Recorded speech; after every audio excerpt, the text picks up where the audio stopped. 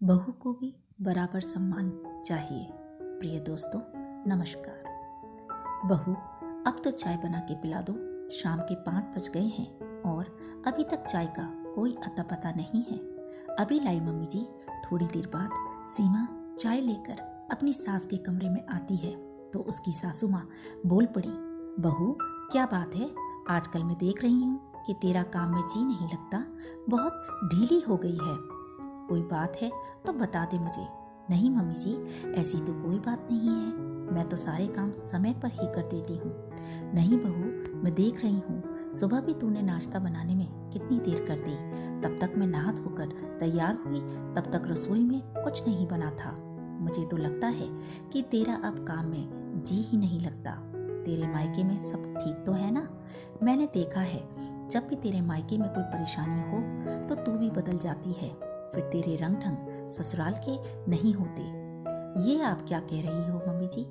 मेरे मायके में तो सब ठीक है, लेकिन आप अपनी आदतों को कब बदलोगी? क्या मतलब है तेरा बहू? क्या कर दिया मैंने? मम्मी जी, 2 दिन पहले आप पड़ोस में क्या कह रही थी कि मैं कोई काम नहीं करती, आपको सारे काम करने पड़ते हैं। बच्चों को आपके पास छोड़कर ये तो टीवी और मोबाइल में मस्त हो जाती है। नहीं तो मैंने तो किसी को भी नहीं कहा ये सब।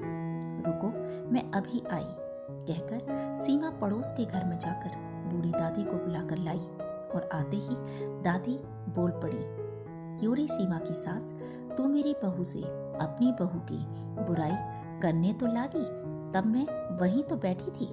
तुमने सोचा ये बूढ़ी दादी हमारी बात न सुन रही तो बोले जाओ, लेकिन एक बात सुन, तुम जैसी औरतें जो दूसरों के घर जाकर अपनी बहुओं की बुराई करो तो जब तुम्हारी बहू को पता चल जाए कि मेरी सास मेरे पीछे मेरी बुराई कर रही है तो बहू तुम्हारी इज्जत क्यों करेगी? माना कि बहू दूसरे घर से आई है, वो तो सदा ही पराई है, लेकिन बहू को भी सम्मान चाहिए।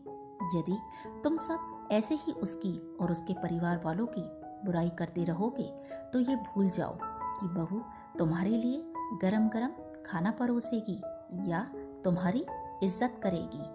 ताली हमेशा दोनों हाथों से बजती है, तो देख लो तुम अपने लिए कैसा व्यवहार चाहती हो, यह तुम पर निर्भर करता है। बूढ़ी दादी बोले जा रही थी तो सीमा की सास गर्दन झुकाकर सुन रही थी।